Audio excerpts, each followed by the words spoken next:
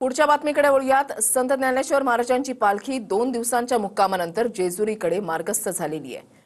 टाळ मृदंगाच्या गजरामध्ये हजारो वारकरी जेजुरीकडे मार्गस्थ झालेत।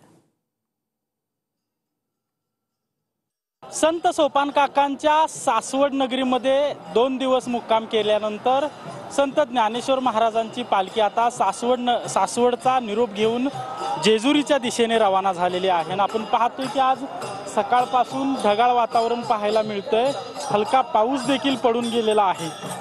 संत ज्ञानेश्वर महाराजांच्या पालखीवर भंडाऱ्याची उधळण करून जेजुरी माऊलींचं मोठ्या उत्साहाने स्वागत करणार आहेत। त्यापूर्वी आपण पाहतोय लाखो वारकरी जेजुरी नगरीच्या दिशेने मार्गस्थ झालेले आहेत।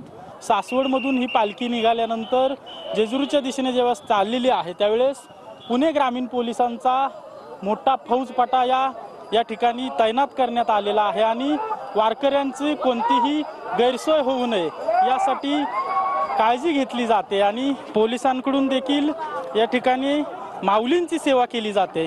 कॅमेरा पर्सन सुशांत राऊतसह अजिंक्य धायगुडे, TV9 मराठी, सासवड।